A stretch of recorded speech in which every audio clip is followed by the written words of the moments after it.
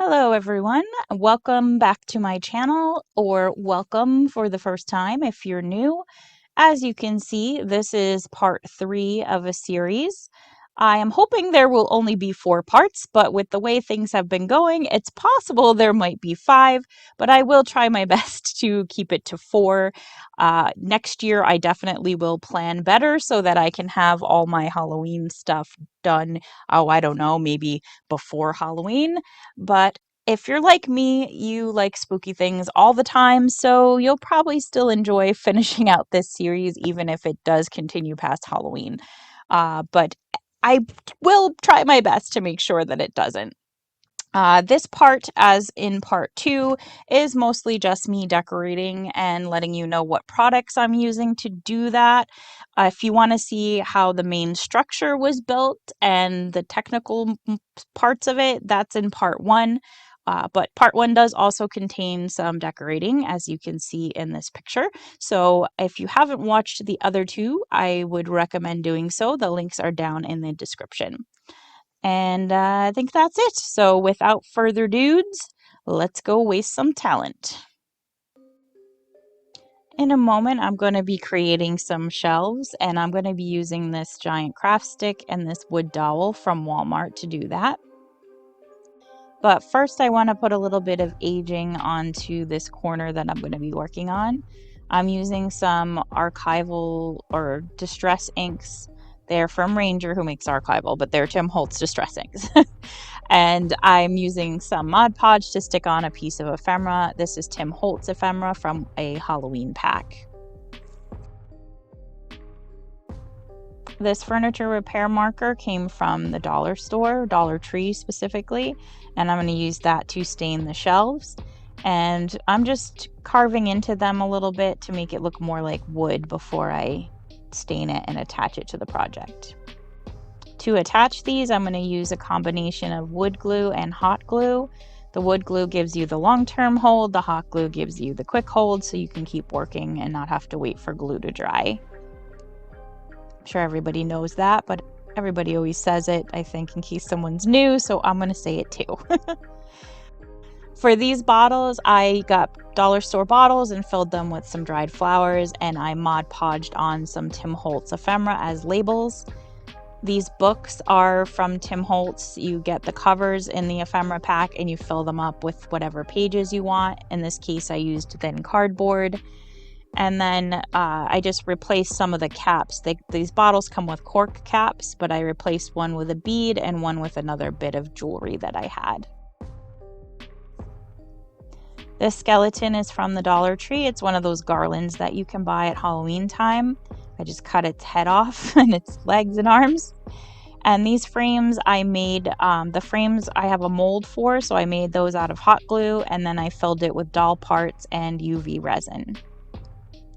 Just letting you know here that I used Antique Waverly Wax to stain the drawers. And when I have to put the drawers in to test them, I put something in the bottom so they don't go all the way in, because if they go in without a handle attached yet, it's very hard to get them back out. So the head there is a Tim Holtz ephemera. The number 1 is a sticker from Dollar Tree on a piece of Tim Holtz ephemera. And then these little x-rays are awesome. They're from an Etsy shop, but unfortunately I don't have the name of the Etsy shop because I threw out the label. But my boyfriend bought them for me last year for Christmas. He got me 2 packs. So I'm using 1 pack on this project, and the other pack will go in my dollhouse.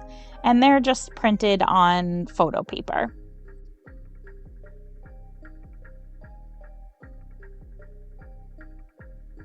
These little squares are also Tim Holtz ephemera. And the clock is a button from Walmart. It's plastic, and I just cut the button back off of it to make it flat so I can glue it down. And I do use other ephemera other than Tim Holtz, so I'm just showing you here that some of my ephemera is going to come from these 2 Halloween vintage ephemera books that I got on Amazon. One of which is this lovely moth that I'm using here.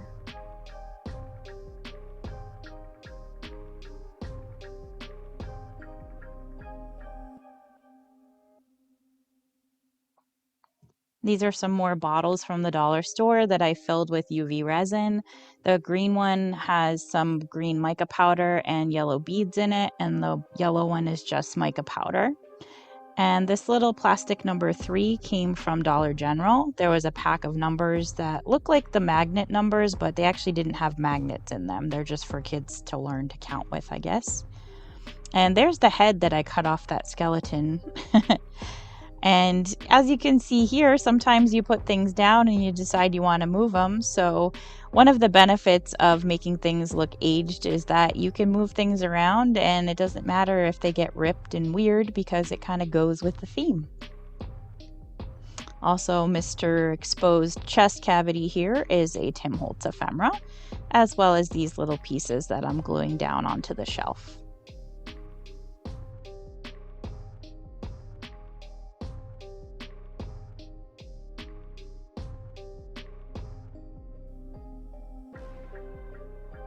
And there's the inevitable appearance of my Muppet hair.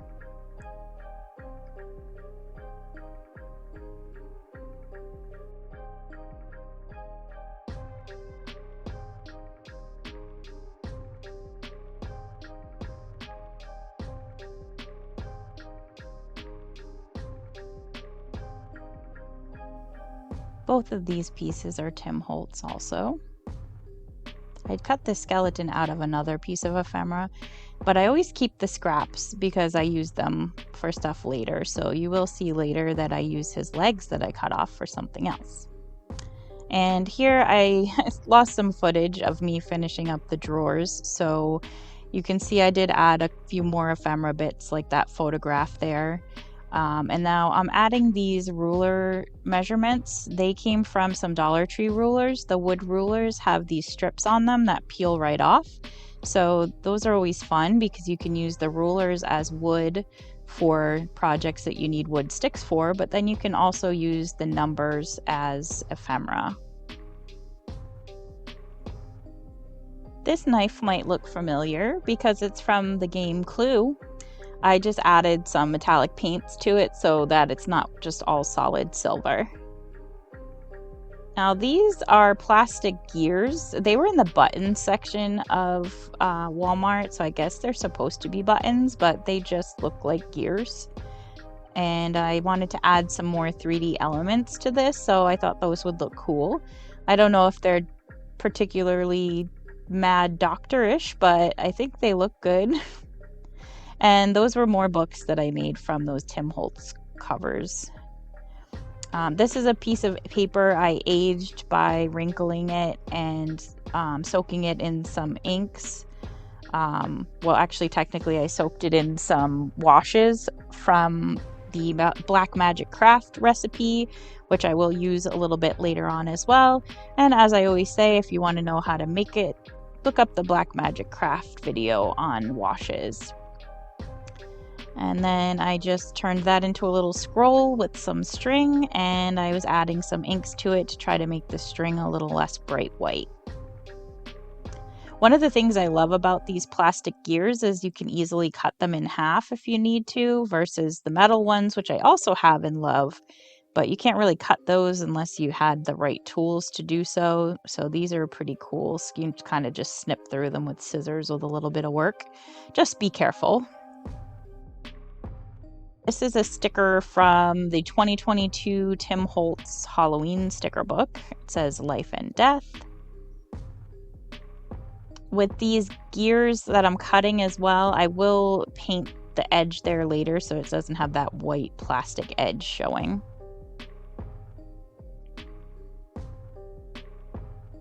Now these drawers, originally the way they're made from Dollar Tree is the drawer pull is actually just a hole you stick your finger in to pull the drawer out. So I'm turning those around, so I'm going to need to cover the holes in the back. So this is some packaging from Tim Holtz ephemera that I'm gluing on some other ephemera to make little collages. So some of these are those scrap pieces I cut off of other ephemera, and some of it is from those books that I showed you that I got on Amazon. And as with a lot of other things in this project, I will be adding some extra aging using the Distress inks And this is the set that has the Black Soot, Vintage Photo, and Walnut Stain. Those are the only 3 that I'm using. The 4th color, I forget what it's called, but it's very pale. It's really only good for aging like pure stark white paper, so I don't use that one.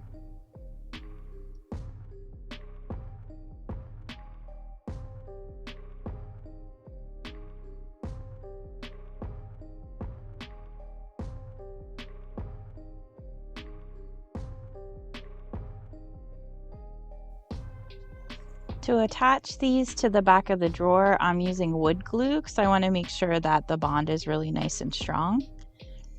And then I'm going to let these sit with some weight on them for a little while to make sure they're laying nice and flat. Once they're dry, I can go ahead and turn that over and fill in this hole in the back. So to do that, I decided to use hot glue and sand. I'm not really sure why. I wanted something to fill in the back, and this came to mind. So I think the effect is kind of cool at the end. Most likely no one's going to ever really look at the back of the drawers, but I figured if anyone were to ever pull them out and take a peek, they could look as nice as possible. So after I fill that in with the sand and pack it down, I'm then going to take some of those washes that I talked about. I have a black and a brown. And I'm going to go ahead and put a wash over the sand to make it look a little more aged and grimy. And then I will dab off the excess with a paper towel.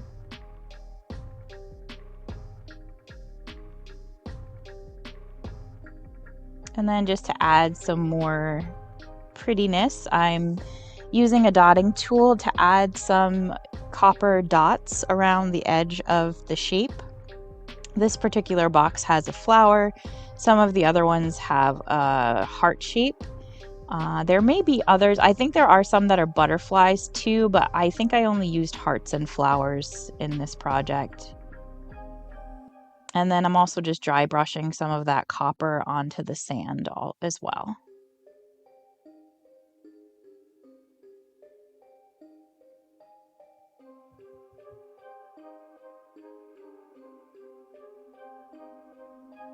And then I'm going to go ahead with my inks and age up all of the drawers as well.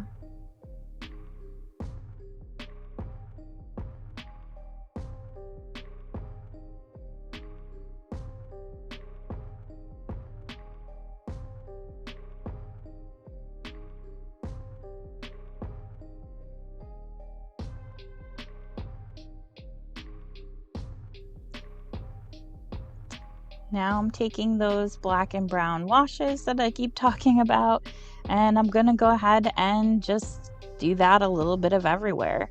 I like to concentrate around all of the 3D objects so that it looks like there's grime built up around them, and I'll let the ink drip down in places as well. So I actually have the box propped up on an angle on my 1, 2, 3 blocks so that it will drip easier. And then I'm going in with my copper paint. This is just copper acrylic paint, and I'm highlighting some things with that. On the previous sides, I used some metallic rubs for this as well as paint, but I don't have a metallic rub in copper, so I didn't use any rubs on this side. It's all just the copper paint. And then I'm also using that dotting tool to highlight some areas as well. I felt like the numbers were kind of getting lost on this side, so I thought if I highlighted them with some copper paint, it would help to bring them out a little bit better.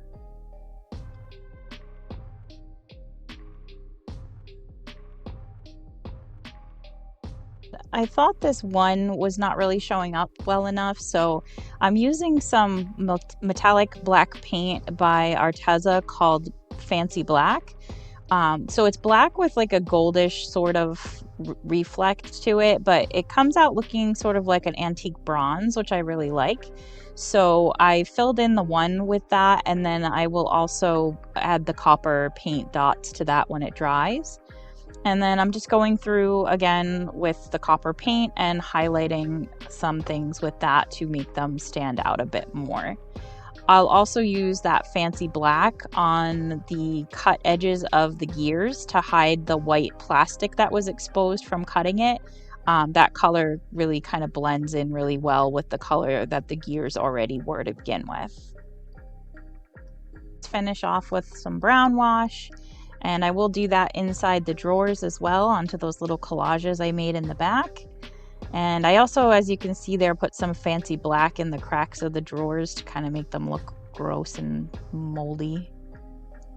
As the final step, I will cover everything with Mod Podge. I like to use a sponge brush for this because it doesn't show brush strokes like with the paintbrush. And I did go a little heavy-handed on the Mod Podge this time, and it does dry kind of white or milky in some areas. But in the long run, I felt like that was fine because it kind of just looks like mold in the corners, and I kind of think it adds to the aged effect. So I didn't mind in this case that it dried on there too thick.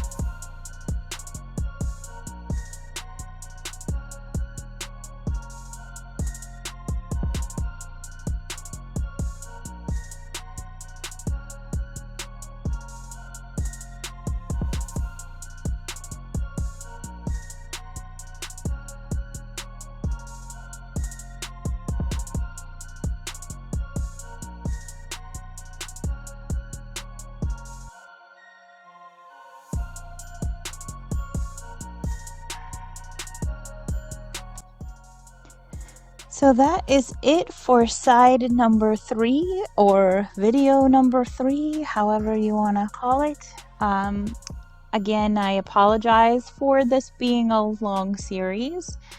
I do have a full-time job as well as needing to spend time with friends and family.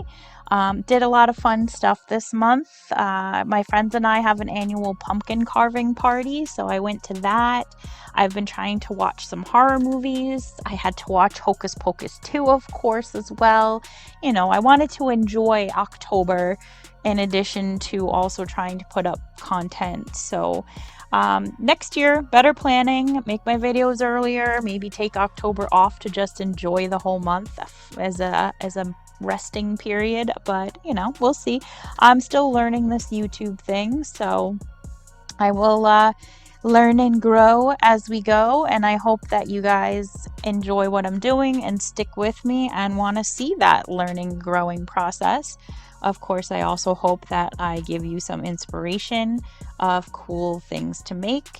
And yeah, so if you enjoyed this, please comment below. Let me know what you thought, how you feel, what you like for Halloween, whatever you want to talk about. Talk about it in the comments.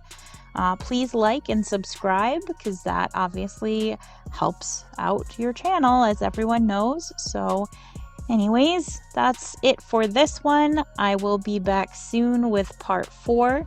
I hope you have an awesome Halloween and be excellent to each other. Bye.